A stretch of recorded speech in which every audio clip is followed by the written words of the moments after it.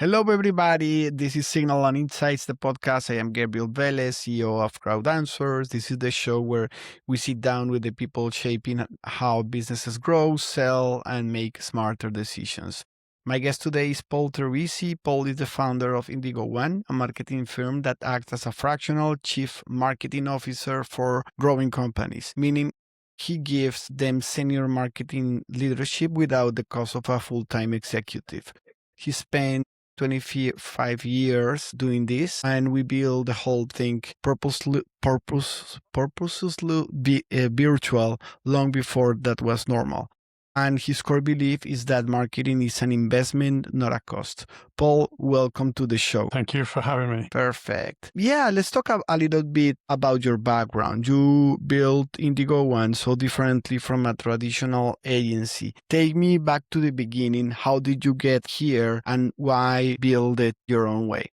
All right, let's jump back a little further. I grew up in the industry in the UK, initially outside of London, but then I commuted in and worked in London for global London agencies. And the way it worked there was you were hired for your creative ability. So the creative and strategic teams were pretty small within the agencies. But from a resource standpoint, there were a lot of additional resources around town where we could just brief them. They work on it overnight. They bring presentation boards back for a client presentation. The following morning, everything looks great, but it's not using the creative department's, creative team's time to do production. So we're left to free up to think about the client's objectives, the deliverables, how best to present that, and not have our time sucked away by doing things that other people could do. It's a hierarchy in terms of time value. Coming to the States, I did some other freelance work in between, but having to come to the States, it was almost the reverse. There were no, at least places I've been outside of New York, there have been no additional resources. So everything was internal. You can't start a company by stuffing it up without having clients to pay for it. So it was kind of a hybrid in terms of starting Indigo One and trying to get as close as possible to the way it worked in London and my experience there, while still accommodating the practical requirements of getting things done.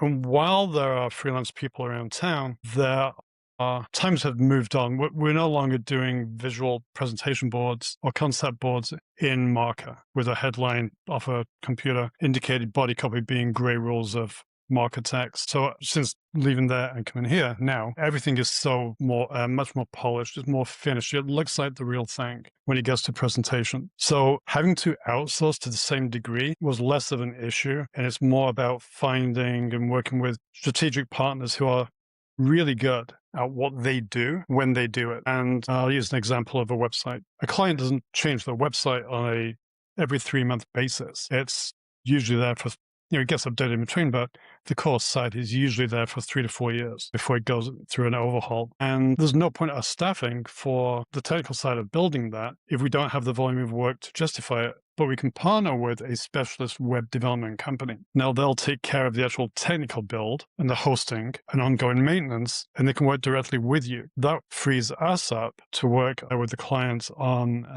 the messaging, content, positioning for the site, the look and feel for the site. So they get what, we work on together, but the technical build that they don't need to be involved with takes place behind the scenes externally. So it's kind of virtual, but it's also the right partner at the right time for the right project. That makes sense. And I imagine that basically it allows you to work with a specific type of clients. Which clients you like work the most and which industries you like the work the most as well? Throughout my career, maybe 3 clients that have not worked out. Everyone else I've enjoyed working with.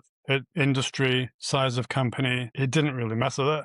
The commonality between the 3 that did not work out, no, they didn't work out, that were less enjoyable, I should say, was they were really small. I wouldn't even qualify them as startup. They'd been around for a while, a very, very small, sales-driven organization, local in terms of who they worked with and for. It was a mismatch. Clients I've really enjoyed working with have been in I want to say about 150 plus employees, either working for a business unit within a large organization, or the company itself was maxed out around that 150 plus size. The largest one I've worked with technically would be a bank, national bank, and from a headcount standpoint, they're 25,000 employees nationwide. But regardless of size of company, from a marketing standpoint, really, we only work with maybe 3 to 5 to 10 people within the organization. Everyone else is other departments doing other things. They're not involved in the client agency relationship. It's not their project. They're not present in it. It's the same on the other side. Clients think when they're hiring and I worked for a 200-person agency, that there were 10 people in the room during a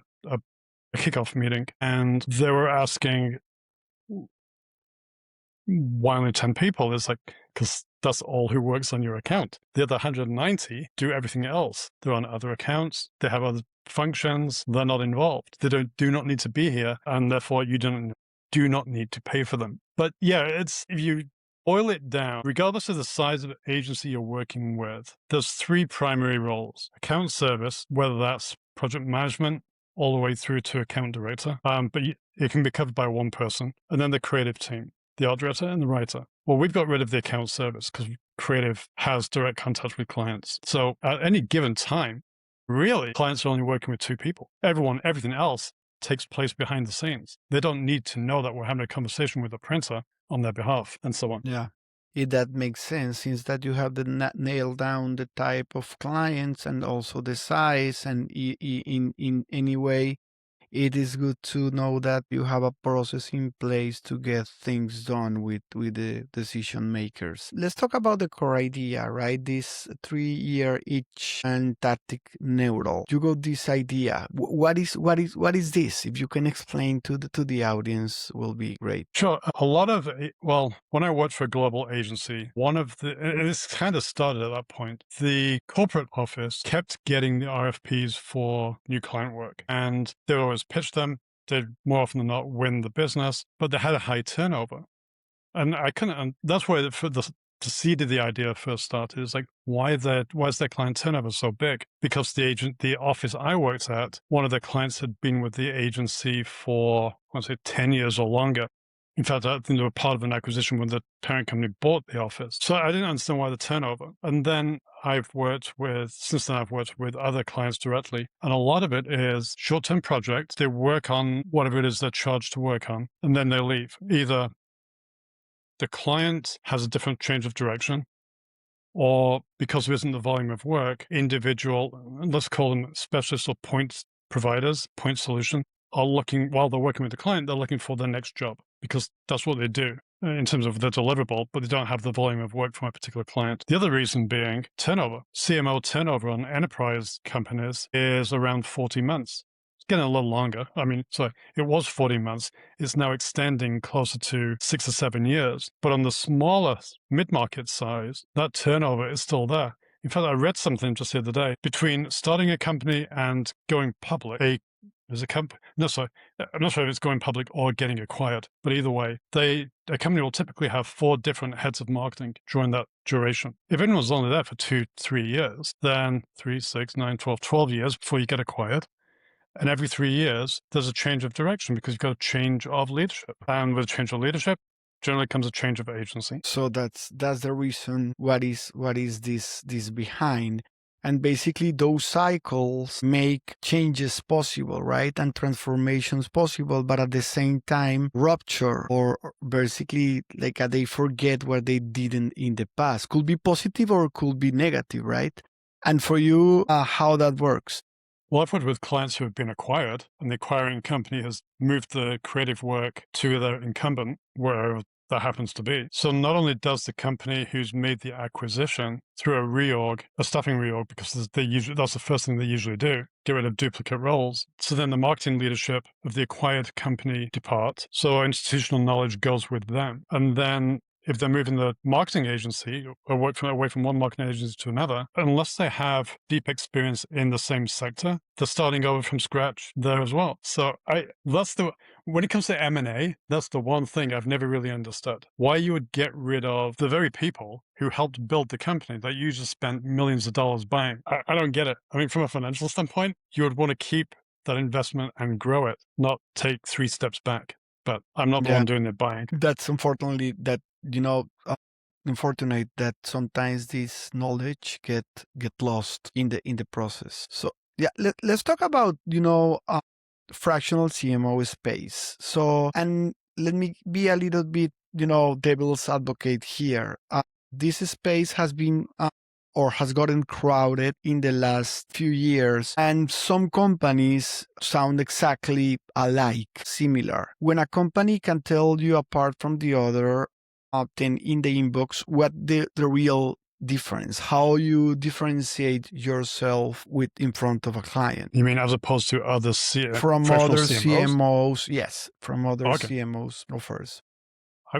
My background is a little different than others. Apart from having international experience, it's all been agency side. I've done the work. I know what it's like to do the work. And the clients I've worked on have been all different sizes, all different industries. So there's a lot of knowledge in terms of what worked, what didn't, that I can bring to the client I'm working with, as opposed to someone who has been in-house in a specific industry. That's all they know. Well, I'll use airlines as an example. So let's say a marketing director or head of marketing, CMO from Delta, moves to American Airlines, moves to another airline, and then goes fractional. Generally speaking, they're probably going to want to stay within the aviation space, which is fine. They know it. Yep. But they know it. There's nothing else to bring to the table. And they've been in positions where they've had large teams, both internal and external, to execute the work that they're working on from a strategy standpoint. So their capability and that is very, very deep and probably very, very good at what they do, but it's a very narrow focus. Mine's different. It's much broader from an industry standpoint. I have more experience in terms of actually creating the work versus just directing the work. And I've worked with multiple clients of different sizes, so I'm familiar with how they work. That makes sense. And if you talk about the area of marketing that you enjoy most doing, what would you say it is? What aspects you like doing the most when working close to a client? Oddly, it's not the tactic. It's not the deliverable in terms of a channel marketing. It's not, we did a great digital ad campaign or we did a great brand campaign. I think the thing I get most excited about is the same reason why I still do it. I love learning new things. I like to see results, and without having an agenda like being, let's for instance say an SEO agency only does SEO. Well, they may do AEO, GEO now, but it's still search. If you're not looking for search, you're not a customer. They don't want to talk to you. I don't care what the deliverable is. There are many, marketing is so fractured in terms of the types of deliverables. There are lots of different aspects that you can make your point through and communicate to prospects through. What I get excited about is the end result, the growth that a client sees, or the growth that the work that we're doing contributes to the client's output, bottom line. That's what gets me personally excited in terms of why I like doing what I do. So learning something new and contributing to their growth. If it doesn't, I'm not doing this just for the money. Money's nice, can't deny that, but that's not my motivation. I want to help other people succeed, and part of that is a stronger company. That means they can hire more people, means they can pay better salaries. Everyone wins from a community standpoint. It's just what point do you want to start with from a driver? And from a fractional standpoint, you're getting closer to 40 years of experience on a part-time basis for a long time. I am effectively fractional versus consultant. Fractional is you're embedded within the company. You're there to see things through. It's not a case of handing a strategy or a deck off along with an invoice and saying, go at it and execute this on your own. Fractional is involved in the execution or direction of the execution. So whether you're working with, from a fractional CMO standpoint, whether that fractional CMO is working with the company's own agencies or in-house team, doesn't matter. It's 2 or 3 days every week working on specific points to drive their company forward. That makes sense, and thank you for the explanation on your point of view or the definition, between a consultant and a fractional, because this type of involvement is basically what company leaders actually need. I mean, the last thing let's say a small to mid-market company, 75 to 100 people. The last thing they want is someone to come and give them a recommendation and an invoice and then walk out the door. It's like, well, who's going to do this? And that's the evolution, if you like, between a consultant and a fractional. Fractional is a fraction of time, but effectively they're ongoing as opposed to coming in, doing some research, handing over a report and leaving. That makes The perfect consultant, sense. yeah. The consultant I is think the more consultant's sitting in the focuses past. toward like enterprise companies where they have like a redundancy, a lot of people who can really take this strategy and move forward with that, right? And it Yeah. needs like a multiple layers in order to get approvals and execution. With a smaller company, this is not possible just because people are super busy doing different things, multiple hats. They need basically this hands-on support as well. But they also need someone who has, regardless of industry or whatever the role is, they also need someone who knows what the enterprise brands in their industry are doing as well, because that's who they're competing against. From a marketing standpoint, you can be a regional or national player in your industry, but there's someone bigger who dominates the industry that you're always up against. You have to compete against that big giant. If you don't have past experience of what it's like to work with those companies, how can you help a client elevate to the same degree? You can't. The same thing goes for a degree of experience. Most fractional directors or C-level roles are 45 plus age-wise because they've gained the experience. You're not going to find someone fractional or avoid hiring someone who claims to be a fractional whatever if they only have 5 to 10 years of experience. It's not long enough. Yeah, they won't understand and they will be ready to respond to most questions based on experience because they just don't have the experience. Yeah. Exactly. Yeah. Yeah. And walk me through your process. What does working with you actually look like a month to month, and how you defeat, the hurdles that sometimes you encounter working within the organizations when they don't know how to work with you. What is your process? I haven't really found much in terms of hurdles that a company doesn't know how to work with an external agency. That could be because the clients that we've worked with have been large enough that they've had that experience in the past, either external or internal. But either way, there is a department and a team somewhere that does this. So they have some experience in that area. So the challenges of learning to work with them are not really there, with the exception of the three I mentioned earlier, which were very, very small. And I think the biggest issue there is they just didn't understand what marketing really was and what it can do for the company. But for most clients, that part they seem to get. As far as working with, pretty easy, actually. I've never had a problem with a client in terms of getting along with them, being on the same page, understanding what it is they're looking for. I'm not afraid to ask questions, and I will ask questions. Be warned, but they're always asking questions to seek answers for the progress and movement of what it is you're asking us to do. We were talking earlier, and I think one of the things I mentioned was going through account service. We did some external, a few years ago, we were hired as an agency to do some creative development work for a company that didn't have the resources, but they were doing the account service and client management. The account service team would not go back to the client to ask what I consider some basic questions, like, who is your target market? We know who the end user or beneficiary is, but who actually buys the product? Is there any demographic difference between them? Does it skew male, female? Is there a race issue or difference between them? Basically, I was looking for information that would help me source imagery that we could put into the concepts. And the pushback from the account team was, we can ask that later. It's like, no, we can't, because these look so finished. A client's going to react, accept or reject the concept based on the imagery we've used. Plus, it also shows that we understand who their market is. So please go back, find out. They wouldn't do it. It's like, we'll change it later. One of the reasons why we don't have account service. It's like, it just gets in the way. And I haven't actually found a whole lot of value in having them, other than just to free up some of the creative time. No. But from a working relationship, we're part of the team, really are.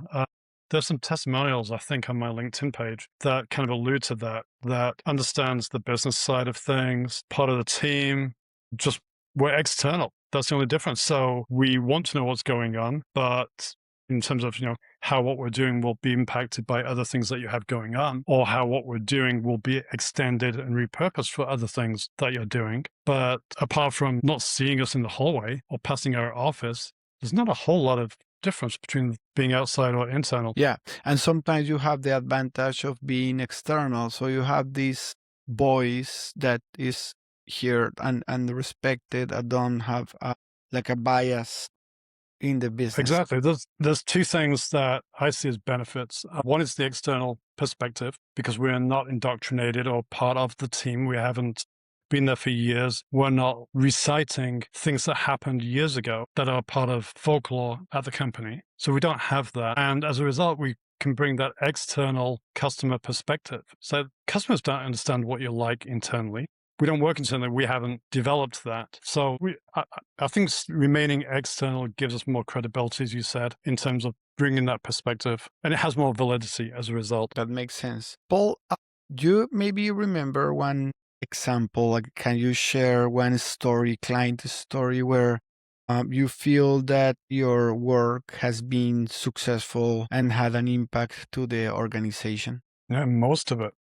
We've never really been agency of record. We haven't done many retainers. But one of the clients that we worked with, we started off as, I don't know what the history was beforehand, but they had a business unit had decided they wanted to do a series of 4 separate campaign drops. This happened to be direct mail based. There were other marketing channels that were being used around it, but the core was direct mail. And so it was supported by email, digital, and others. But from a direct mail standpoint, that's where we started. And the first 2, I don't know if they'd been done by 2 different agencies or the same agency, and it just didn't work out for whatever reason. But they were looking for help with the 3rd and 4th mailing or campaign pieces. And we were brought in, we worked with them on the 3rd. They loved it. They never did a 4th. I don't know if they hit the numbers based off what we did, but that one project led to 9 years working with the same vertical at the same company and additional verticals. So while we were working with healthcare in this case, we've also worked with them on their HCM solutions. We've worked with them on the public sector and education, their finance, their food and beverage, their equipment rental, equipment asset management. They're an ERP SaaS company. We worked with them when we started with them when they were private. We continued working with them when they were going through an IPO being public, continued working with them when they made some acquisitions and rebranded all the acquisition work into the new tone, style, and voice of the parent company, all the way through to their own acquisition and the rebranding of the company when they were acquired. But every one of them was a project. At any given time, over those 9 years and multiple verticals, they could have just said, thanks a lot, we're done. It only ended because they were acquired and the work moved to an in-house department that was being built in New York. Yeah. And with that, all our contacts departed the client.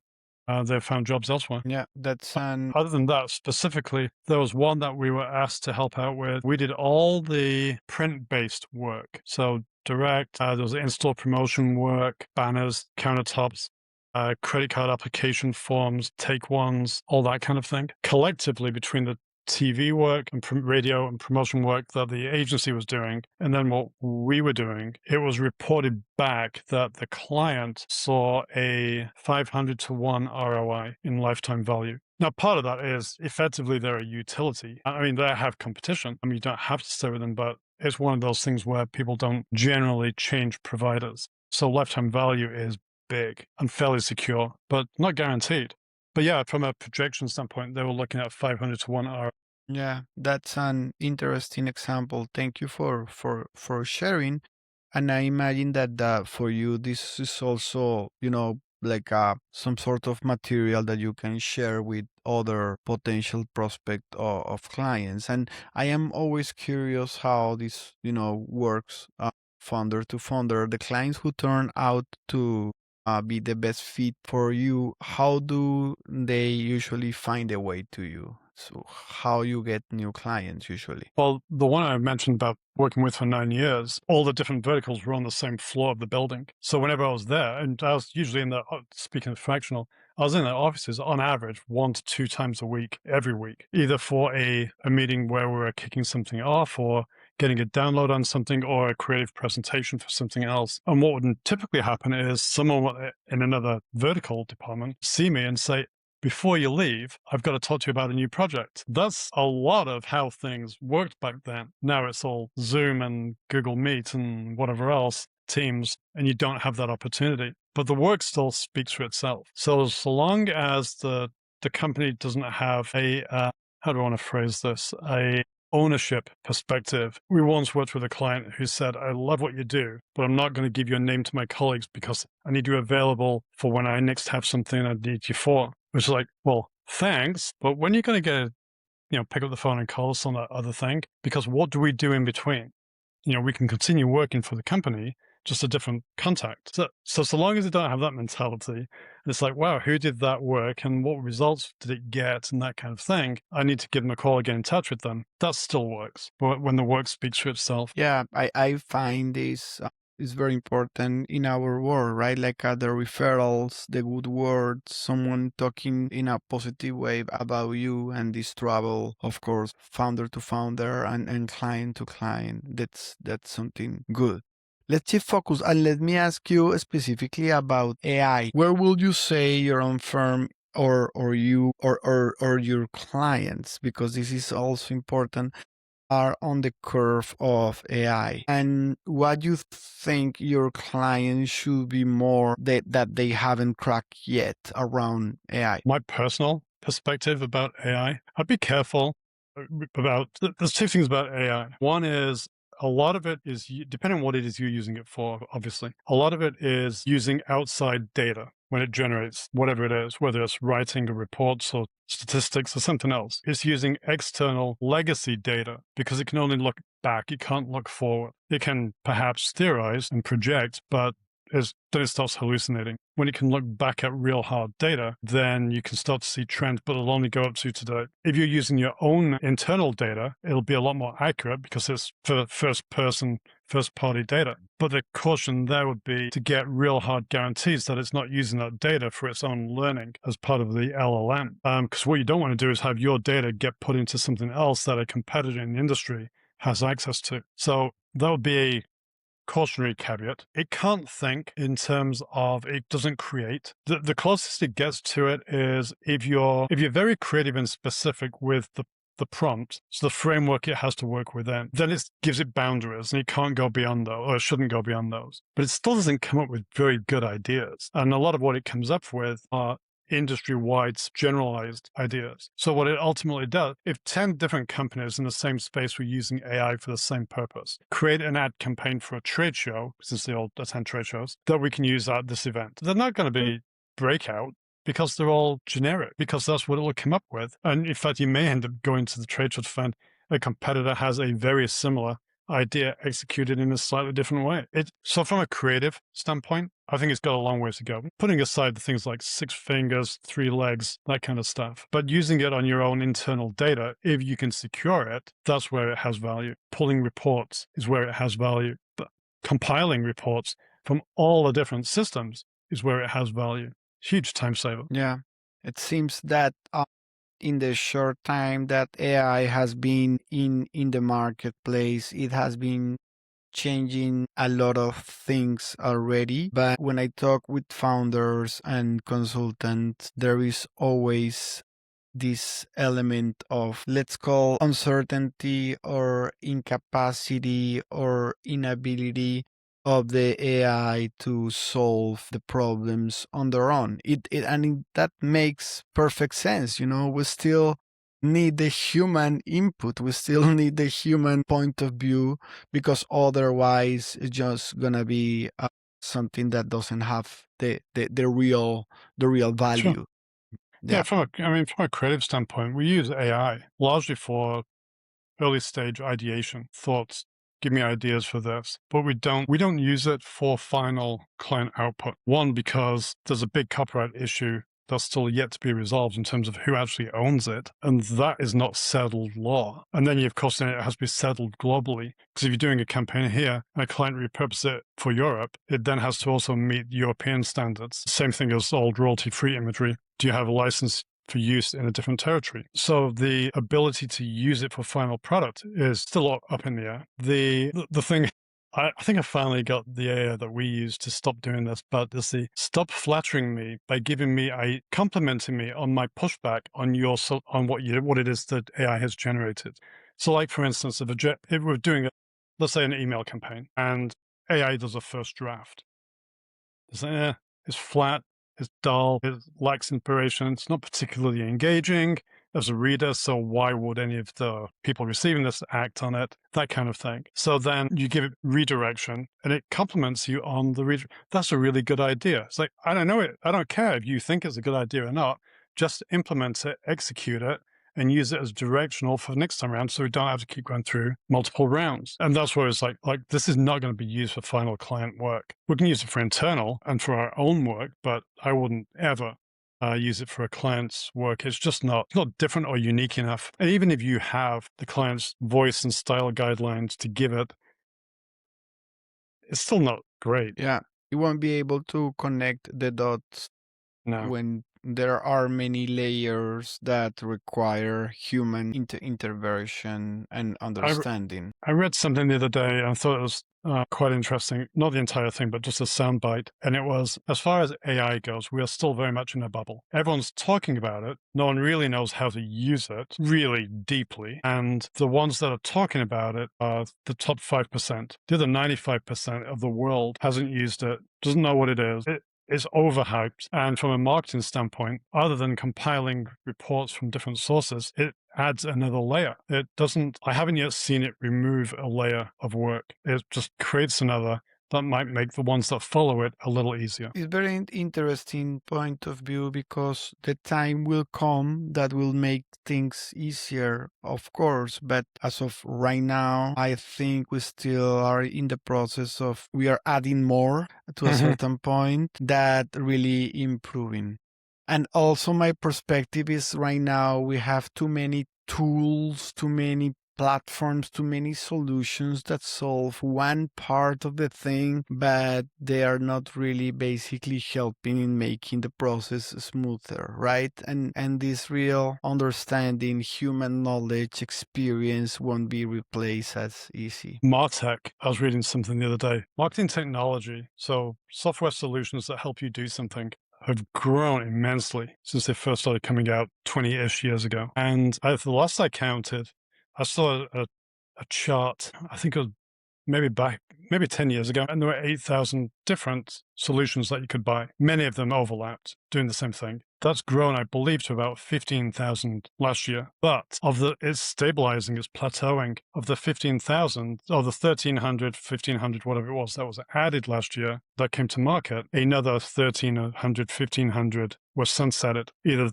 they went away, they were absorbed by something else, but it didn't incrementally add. So it may have reached that tipping point where things start then consolidating. Instead of having multiple solutions to do one thing, you might end up going back to one that does many, but still a few years away. And yeah, 100%. I don't know what AI will do with that. Yeah, you can take any, for example, CRM tools, right? Like a HubSpot or Salesforce. They are adding new features every day, basically replacing what they see important, because there are other tools that offer this as an add-on. For example, HubSpot added 6 months ago an agent on a website that allows you to basically chat with an agent. And this replaces, of course, many platforms. But when you talk with a client, not all clients are interested into having one agent on their website, because they don't feel the agent will be able to respond to a client. And if you have a client interested, maybe you are you want to talk with them directly rather to let them to a simple chatbot. So yeah, I get your point. It's I just wrote a piece that I put out on LinkedIn, and it's the research on AI. This is for customer support specific. It can answer 80% of the bottom tier questions. Yep. It doesn't answer the other 20%. So it still needs escalating. But what happens is most companies will get the AI in and let the customer service team go. So the few that they retain to deal with the 20%, which tends to be your higher ticket value clients, the ones that have the most challenges, where the issues when they do call are more complicated. So they're dealing with more higher level, in-depth issues, but there's fewer people to support it. So the AI hasn't solved that problem. It added a layer that they had to get through so they could get escalated to someone who actually understood the product and understood the issue they were facing, instead of coming back to them and saying, I don't understand, can you rephrase that? If you have a problem for customer service, I have a problem, I don't understand it, can you rephrase it? It's not what you want to hear. And then the impact it has on the brand as a whole, from a brand's reputation, customer experience, and ultimately leading to marketing budget increasing to replace lost customers. Yeah, So 100%. Thank you yeah, for the example, because that's a great example, right? It generates a new customer experience and new problems that need to be fixed and addressed in the proper way. And again, it comes back to the human in the loop, human in the center, understanding what is going on prior to just deploying the next AI, and let IT to basically take decisions around from a customer journey. From a customer service standpoint, the observation, realization I had was introducing AI for customer service and support is the same kind of thing as 15, 20 years ago when there was a move to offshoring. I remember having a conversation with someone in tech support on Earthlink back in the day, and I ended up calling India. I'm pretty sure I was calling India versus I was talking to someone with an Indian accent in the US. But they just couldn't understand what it was I was asking for. So they escalated it. And then that was escalated back to the US, where I finally got a hold of someone. I think they were in Texas. Yeah, I know what that is. I can fix that for you. So the AI is just replacing the offshoring. And I don't think the offshoring went down very well from a customer service standpoint in terms of customer experience, the feedback they were getting, what it did to the customer churn. So I'm not sure why AI and automating everything is solving the problem. It's just changing it. Yeah, it's an interesting way to see it, and we can continue this conversation for a long time. But yeah, let's, for the sake of time, let's wrap it up from now. We can maybe talk about that in a new chapter. That's a whole other thing. Yes. Yes, exactly. Let me ask you one last questions. Have been working in this for 25 years and basically helping multiple clients, corporations. And then I want to ask you, what keep you doing it your way? What keep you awake every day to help clients? For years, I said if I won the lottery and was financially independent, never had to work again, I'd still do this. I love it. I thank my careers advisor from high school because the other two options they suggested, not particularly appealing. So I ended up going down this path. But I was thinking about this earlier, and one of the things, okay, so I won't go into what the two options were, but there were two, they involved the creative side, arts, and science, the chemistry aspect of it. Two of the subjects I was apparently good at school. But while they took different paths, they were very, very similar. And the learning about them, basically the training, the going through the education side of it, would have been interesting. But actually doing it as a job, as a career, there's no real future. There's no path there. It's the same thing you'd be doing in year one as you would be doing in year 20, 30, and 40. Nothing really changes. I mean, maybe your position changes, you become more of a manager, but what it is still what it is. It doesn't change. And technology hasn't changed it. The path I ended up taking, I've learned different industries, what the pain points are, who their customers are, why they do what they do to help those customers. It's allowed me to travel internationally and work internationally, third country. Things in the business side of the world change very rapidly. New products come in, others disappear, competition changes, there's rules, government rules and regulations that come into place just within this industry. I mean, the biggest one over the past 10 years was probably GDPR, Castle in Canada, CCPA in California, and then other states doing their own version of it. It never sits still. And that helps the learning because you're always learning. And that's the part I really enjoy. So what is it that is happening today that we can lean back on and apply our past learning to address to help our clients meet their business goals and objectives? And that's what keeps me up at night. Actually, I sleep quite well at night, but that's why I still do what I do. Thank you for sharing. That's a really, really good way to close this podcast. And that's a sharp take a lot of CEOs and a lot of consultants need to hear. Let me ask you something, Paul. Where can people find you and Indigo One if they want to learn more or reach out? Indigo One, INDIGO-ONE.com. Paul Terrizzi on LinkedIn. Our company page is on LinkedIn. It will start to get updated and have new assets added to it in the months ahead. That's usually the best way. Perfect. Thank you very much. And yeah, to the audience, just I think you get a great insights here. Marketing is an investment, not a cost. And that's why senior leadership basically needs to continue on moving forward and progressing and never stop learning and applying new tactics that really work. So if you get something out of it, do me a favor, hit subscribe, do a thumbs up, and see you on the next episode of Signals and Insights. Thank you, everybody. Have a great afternoon. Bye. Thank you.